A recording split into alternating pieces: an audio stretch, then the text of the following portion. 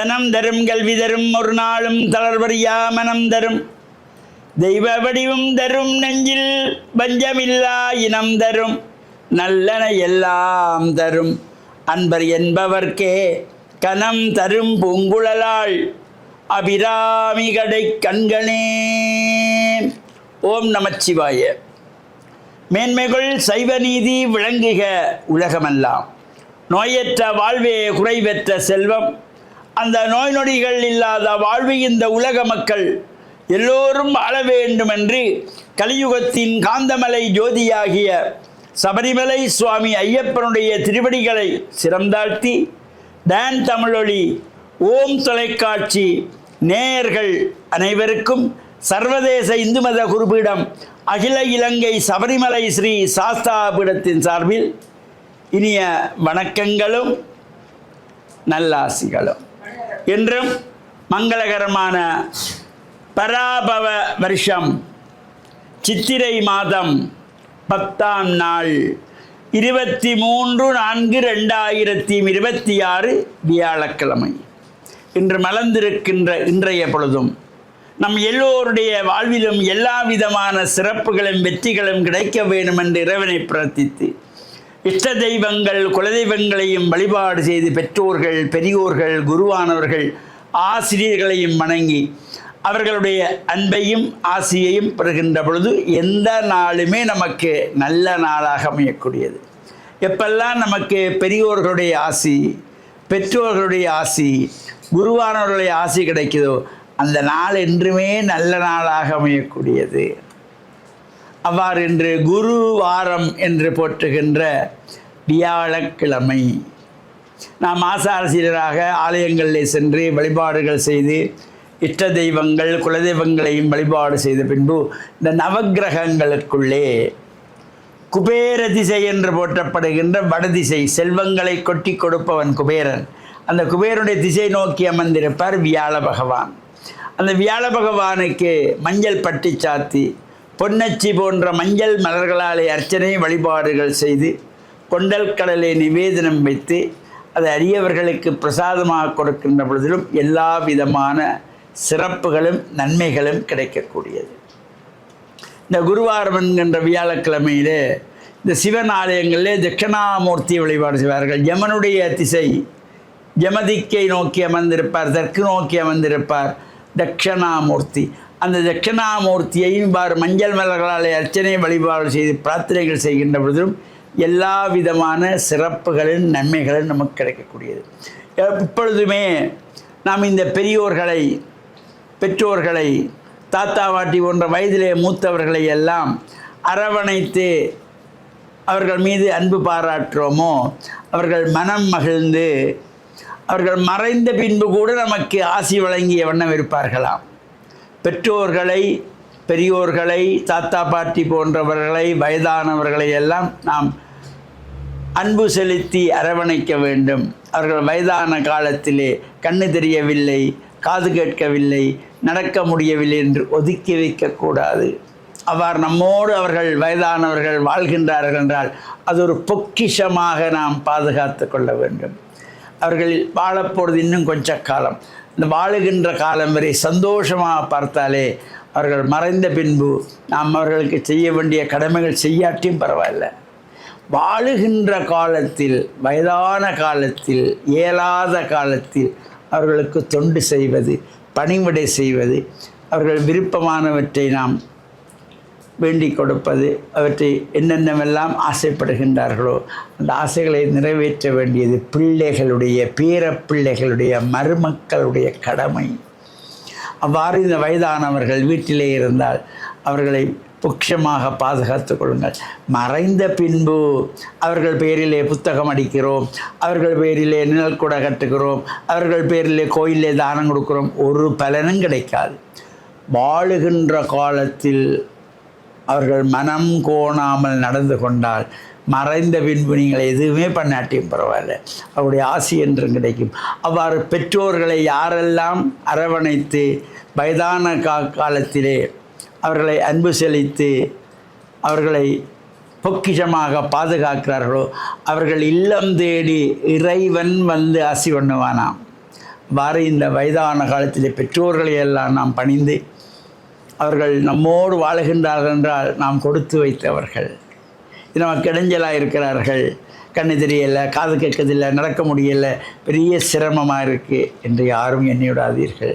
நாளைக்கு உங்களுக்கும் இதே நிலை வருகின்ற பொழுது உங்கள் பிள்ளைகள் இதைத்தான் திருப்பி செய்வார்கள். நாம் நம்முடைய தாய் தந்தையருக்கு எவ்வாறு அவர்களை பார்க்கிறோமோ அதை பார்த்து கொண்டிருப்பார்கள் பிள்ளைகள். முற்பகல் செய்யின் பிற்பகல் விளையும். இதை பெற்றோர்களை அன்போடு ஆதரவு கொடுத்து ஆதரியுங்கள், கவனமாக பார்த்து கொள்ளுங்கள். இயலாத காலத்தில் துணையாக இருந்து கொள்ளுங்கள். இறையாசி தானாக வந்து சேர. நீங்கள் கோயிலுக்கு போய் சாமி கும்பிடாட்டியும் பரவாயில்லை, இறைவன் இறங்கி வந்து ஆசி பண்ண வேணாம். இந்த நல்ல எண்ணத்தோடு அனைவருக்கும் இறையர்களும் குருவர்களும் கிடைக்க வேண்டும் என்று பிரார்த்தித்து, டான் தமிழொலி ஓம் தொலைக்காட்சி நேயர்கள் அனைவருக்கும் சர்வதேச இந்து மத குருபீடம் அகில இலங்கை சபரிமலை சாஸ்தாபுரத்தின் சார்பில் நல்ல ஆசிகளை கூறிக்கொள்வதில் மனமகிழ்வு கொள்கிறோம். சர்வே ஜனாக சுகினோ பவந்து சமஸ்த சன்மங்களானி சந்து. சுபம்.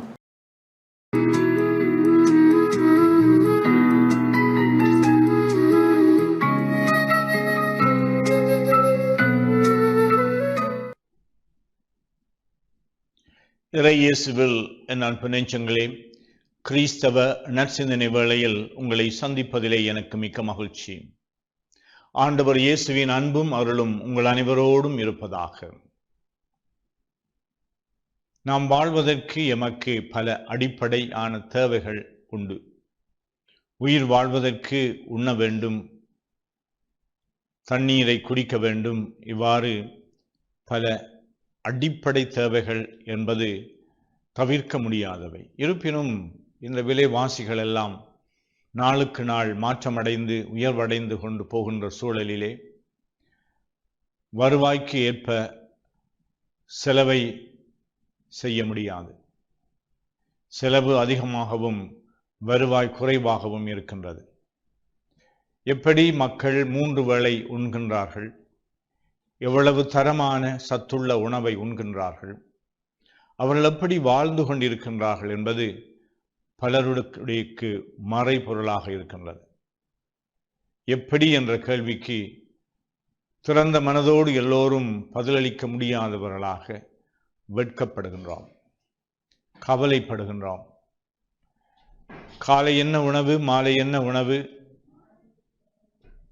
யார் யாருக்கு இந்த உணவை கொடுக்க முடியும் என்ற அங்கலாய்ப்பு எல்லோருடைய உள்ளங்களிலும் இருக்கின்றது.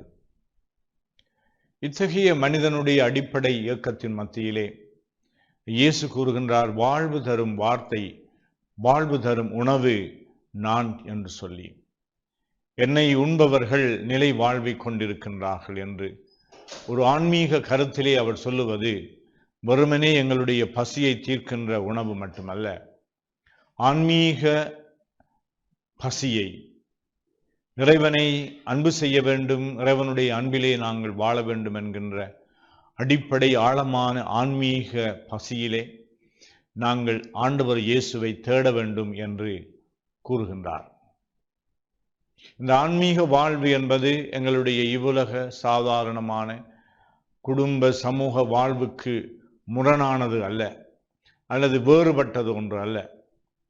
இந்த ஆன்மீகமும் எங்களுடைய அன்றாட வாழ்வும் இரண்டர கலந்துதான் நாங்கள் அனுதினம் வாழ்ந்து கொண்டிருக்கின்றோம். ஒன்றை ஒன்று தாங்குகின்றதாகவும், பசியோடும் பட்டினியோடும் வறுமையோடும் ஆக குறைந்தபட்ச அளவுக்கான எங்களுடைய தேவைகளை கூட பூர்த்தி செய்ய முடியாத அந்த அங்கலாய்ப்பு நிலையிலே இறைவன் என்று சொல்லுகின்ற ஒரு அன்னார்ந்து பார்த்து அந்த இறைவனுடைய அன்பை சுவைக்க முடியும் என்று சொல்லுவது மிகவும் கடினமானதாகும். ஆனால் அளவுக்கு மீறி தங்களுடைய செல்வங்களை சேர்த்து அதிலே மிதமிஞ்சிய வீதத்திலே அவர்கள் தங்களுடைய வாழ்க்கையை அவர்கள் மகிழ்ந்து களியாட்டங்களிலே இருக்கின்ற பொழுதும் ஆண்டவரை பார்த்து, இறைவா நீர் எனக்கு தந்ததெல்லாவற்றிற்கும் நன்றி என்று சொல்லுவதிலே பொருத்தமில்லை.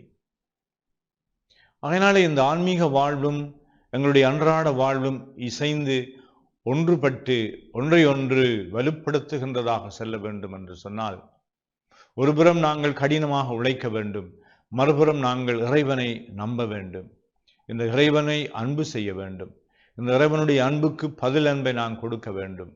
அப்படிப்பட்ட ஒரு உயர்வான நிலையிலே தான் என்னுடைய அன்றாட பசி ஆற்றப்படுகின்ற பொழுதும் என்னுடைய உள்ளம் மன நிறைவு கொள்ளும். அன்றாடம் எவ்வளவோ பேர் பசித்தவர்கள் இருக்கின்றார்கள். அவர்களுடைய வாழ்விலே நான் ஏதாவது ஒரு நன்மை செய்ய முடியுமா என்று சிந்திப்பது மிகவும் பொருத்தமான ஒரு சிந்தனையாகும். என்னுடைய வருவாய் எனக்கு போதாது என்று சொல்லுகின்ற பொழுது எப்படி அடுத்தவர்களை வாழ வைக்க முடியும், உதவி செய்ய முடியும் என்று நாங்கள் தேடலாம். இருப்பினும் நாங்கள் அவர்களுடைய வாழ்விலே ஒளியேற்றுவதற்கு, எங்களுடைய பங்களிப்பை செய்வதற்கு பல சந்தர்ப்பங்கள் எங்களுக்கு உருவாகின்றன. இந்த சந்தர்ப்பங்களை நாங்கள் தேடி செல்ல வேண்டும்.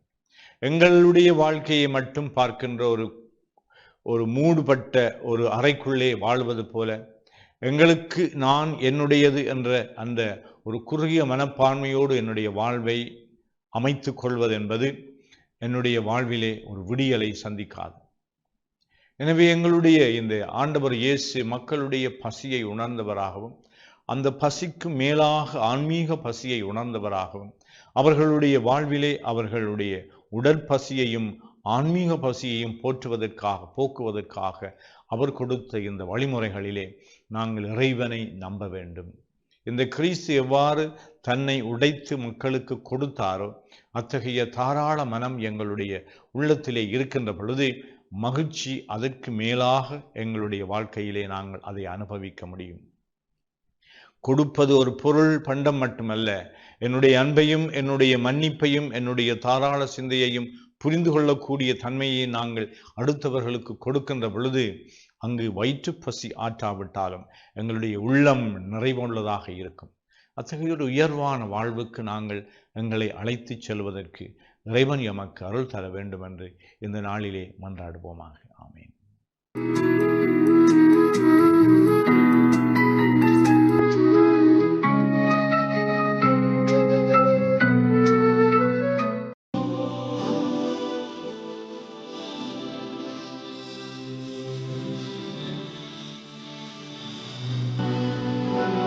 பிஸ்மில்லாஹிர் ரஹ்மானிர் ரஹீம். இஸ்லாமிய நற்சிந்தனையினோடு இன்று இணைந்திருக்கக்கூடிய நேயர்கள் அனைவருக்கும், பார்வையாளர்கள் அனைவருக்கும் அஸ்ஸலாமு அலைக்கும் வரஹ்மத்துல்லாஹி வபரகாத்துஹு. இன்றைய நற்சிந்தனையினூடாக ரசூலுல்லாஹி ஸல்லல்லாஹு அலைஹி வஸல்லம் அவர்கள் எந்த அளவுக்கு தன்னடக்கத்தோடும் பணிவோடும் நடந்து கொண்டார்கள் என்பதை ஒரு சில செய்திகளின் மூலம் உங்களுடைய கவனத்திற்கு கொண்டு வரலாம் என்று ஆசைப்படுகின்றேன்.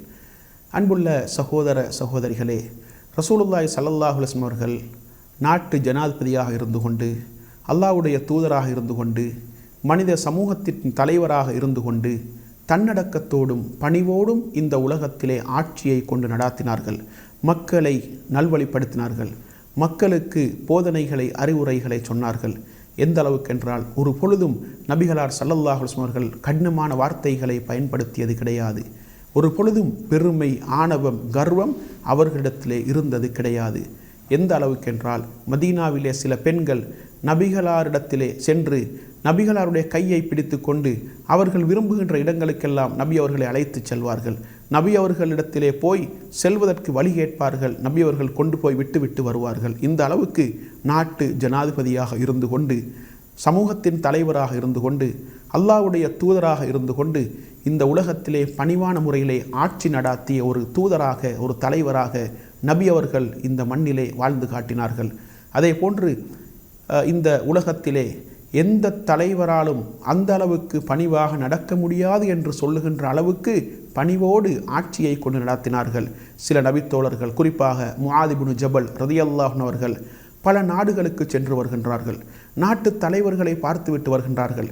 அவர்களுடைய அந்த சிம்மாசனத்தையும் அவர்களுடைய அரசியல் பட்டாளத்தையும் அவர்களுக்கு அந்த நாட்டு மக்கள் கொடுக்கக்கூடிய கண்ணியத்தையும் மரியாதைகளையும் பார்த்துவிட்டு வந்து அல்லாஹ்வுடைய தூதரிடத்திலே வந்து சொல்லுகின்றார்கள், அல்லாஹ்வின் தூதரே, உலகத்திலே பல நாடுகளுக்கு சென்று வந்தேன். அந்த நாட்டு தலைவர்கள் மதிக்கப்படுகின்றார்கள், கண்ணியப்படுத்தப்படுகின்றார்கள்.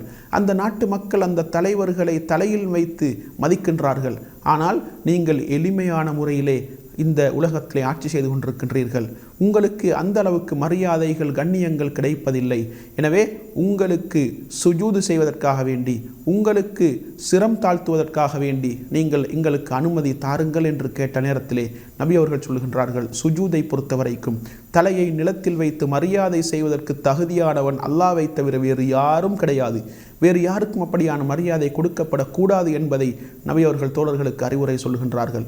எனவே இந்த உலகத்திலே நபி அவர்கள் தலைவராக இருந்து கொண்டு, நாட்டு ஜனாதிபதியாக இருந்து கொண்டு, அல்லாஹ்வுடைய தூதராக இருந்து கொண்டு ஒரு சாதாரண மனிதன் உண்ணுவதை போன்று உண்பார்கள். ஒரு சாதாரண குடிமகன் குடிப்பதை போன்று குடிப்பார்கள்.